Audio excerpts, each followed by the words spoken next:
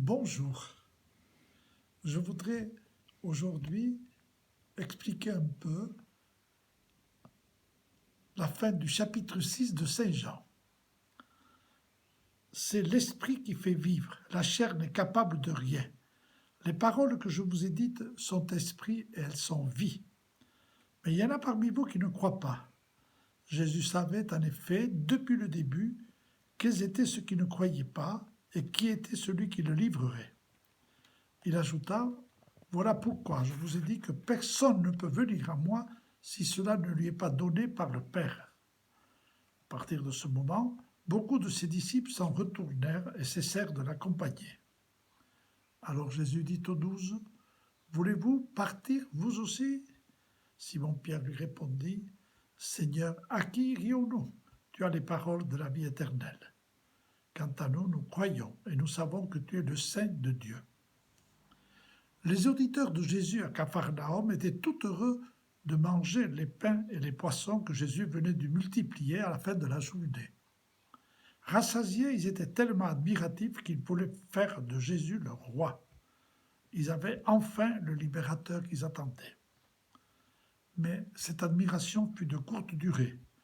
Quand Jésus leur dit « Je suis le pain vivant descendu du ciel », ou encore « Celui qui mange ma chair et boit mon sang a la vie éternelle », et moi je le ressusciterai au dernier jour, beaucoup protestent. Il exagère, il se prend pour Dieu, alors qu'il n'est qu'un homme. Cette parole est rude. Qui peut l'entendre? Et à partir de ce moment-là, beaucoup de ses disciples cessèrent de l'accompagner. Ils avaient oublié cette parole de saint Augustin, « Tu nous as fait pour toi, Seigneur, et notre cœur n'a pas trouvé la paix tant qu'il ne t'a pas trouvé. » L'homme ne vit pas seulement de pain. Les paroles de Jésus nous mettent toujours en difficulté car elles dérangent notre manière de voir humaine et mondaine, comme dit le pape François.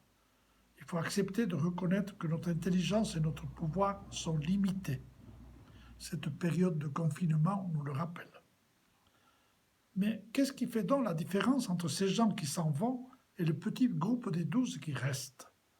La réponse est dans le texte. Jésus le dit clairement, il en est parmi vous qui ne croient pas. Cette foi a deux caractères apparemment contradictoires. D'une part, comme dit Jésus lui-même, elle est un don de Dieu. Nul ne peut venir à moi si cela ne lui est pas donné par le Père. Devant l'incrédulité de beaucoup de disciples qui le quittent, Jésus fait cette réflexion qui constate que la foi est un don de Dieu. Mais Dieu n'exclut personne. Et en même temps, cette foi est un acte libre, car Jésus laisse chacun de ses interlocuteurs parfaitement libre d'adhérer ou de ne pas adhérer aux paroles qu'il propose. Et par la bouche de Pierre, les 12 vont, dans une phrase, résumer ce qu'est la foi. À qui irions-nous, Seigneur? Tu as les paroles de la vie éternelle. Oh, Pierre ne sait pas, plus que les autres, le sens des paroles prononcées par Jésus. Il ne pouvait pas, à ce moment-là, comprendre la signification de l'Eucharistie, que l'Église comprendra mieux plus tard. Mais voilà la foi. Tes paroles sont les paroles de la vie éternelle. Non pas parce que je les comprends davantage, non pas parce que tu m'en as donné une preuve, non pas parce que tu me les as expliquées, non pas parce que tu as démontré la signification de ces paroles, mais parce que tu es celui qui parle au nom de Dieu. Tu es la vérité. La foi est cette adhésion au Christ dans sa personne, qui entraîne l'adhésion à son enseignement, qui entraîne la participation à sa vie, qui entraîne l'adoption complète de ce que le Christ nous propose. Comme dira Paul, ce n'est plus moi qui vis, c'est le Christ qui vit en moi. La confession de Pierre est en même temps une confession de foi personnelle et une confession de foi communautaire. Pierre se fait le porte-parole des 12. Sa confession de foi joue le même rôle que celle que nous proclamons dans notre liturgie chaque dimanche. Sa confession de foi donne une cohérence au petit groupe qui est en train de se constituer. Elle évite au petit groupe des apôtres de se déliter. Elle fédère le petit groupe naissant. C'est donc cette confession de foi de Pierre qui fonde ce qui plus tard deviendra l'Église.